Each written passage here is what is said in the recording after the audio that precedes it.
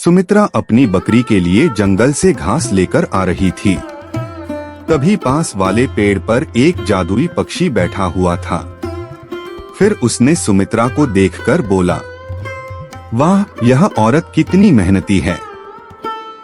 मैं पिछले कई सालों से देख रहा हूँ। यह हर सुबह आती है और अपनी बकरी के लिए ताजी घास काट कर ले जाती है।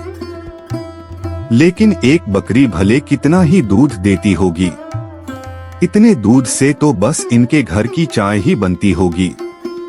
फिर ये बेचते क्या होंगे?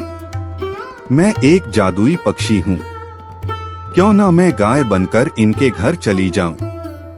फिर मेरी दूध को बेचकर ये आराम से अपनी जिंदगी जी पाएंगे। हाँ, यह ठीक रहेगा। वैसे भी यह औरत बहुत ही दयालु और अच्छी लग रही है। इतना कहकर पक्षी पेड़ से नीचे उतरा और एक सुनहरी रोशनी के साथ एक सुंदर सी गाय में बदल गया। संगीत और सुमित्रा के पास आकर बोला, हे दयालु औरत, मेरे इस जंगल में कोई नहीं है और मैं अकेले ही रहती हूँ। क्या तुम मुझे अपने घर ले चलोगे? मैं इसके बदले तुम्हें ढेर सारा दूध दूंगी। गाय की बात सुनकर सुमित्रा हैरान हो गई। फिर बोली, ये कैसे हो सकता है? मैं कहीं सपना तो नहीं देख रही हूँ। यह गाय तो बोल रही है। वो सब तो ठीक है। पहले तुम यह बताओ कि तुम बोल कैसे रही हो? मैं तो पहली बार किसी गाय को इंसान की आवाज में बोलता हुआ देख रही हूँ। दरअसल मैं एक जादुई गाय हूँ, इसलिए मैं इंसानों की तरह बोल सकती हूँ, उनकी बातें समझ सकती हूँ। तो मैं यह कह रही थी कि तुम मुझे अपने घर ले चलो और फिर शाम सुबह हरी भरी घास खिला देना। मैं उसके बदले तुम्हें ढेर सारा दूध दूंगी।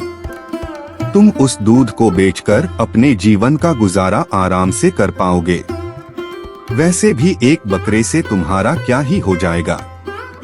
गाय की बात सुनकर सुमित्रा बहुत खुश हुई।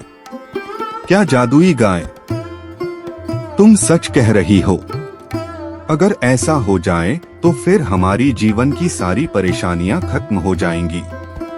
अगर ऐसी बात है तो ठीक है, तुम चलो मेरे साथ। सुमित्रा उस गाय को लेकर घर आने लगी। थोड़ी देर बाद सुमित्रा गाय को लेकर घर पहुंच गई। अरे अरे सुमित्रा, तुम तो बकरे के लिए जंगल में घास काटने गई थी ना? फिर तुमने ये किसकी गाय पकड़ लाई? अजी, मैं इस गाय को कहीं से पकड़कर नहीं लाई हूँ। दरअसल यह तो मुझे जंगल में मिली है। हमें इसे बस थोड़ा बहुत चारा देना है और बदले में यह हमें ढेर सारा दूध देगी। एक बकरी से हमारा गुजारा तो नहीं हो पा रहा था, तब तो अब इस गाय का दूध बेचकर हमारी परवरिश अच्छे से हो पाएगी। सुमित्रा, तुम सच कह रही हो। तुमने यह बहुत अच्छा काम किया। फिर हम आज से इस गाय को अच्छे से पालेंगे। उस दिन के बाद वो दोनों रोज रोज गाय के खाने के लिए संगीत जंगल से हरी भरी घास काट कर लाते थे। ऐसे ही दिन गुजरते गए। फिर कुछ दिनों बाद रवि जमींदार के घर रोज दूध देने जाया करता था। फिर एक दिन उसका पड़ोसी जगराज ये सब देखकर सोचने लगा, अरे अरे, इसके पास तो बस एक बकरी थी, फिर ये कैसे रोज रोज बाल्टी भर के दूध बेचता है? भला एक छोटी सी बकरी इतना दूध कैसे दे पाएगी? हम हो ना हो कोई रहस्य की बात है। मुझे जल्दी से पता लगाना होगा कि आखिर यह इतना दूध लाता कहां से है। संगीत जगराज अपनी पत्नी को यह सब बताने घर की तरफ निकल पड़ता है। संगीत थोड़ी देर बाद जगराज घर पहुंचा।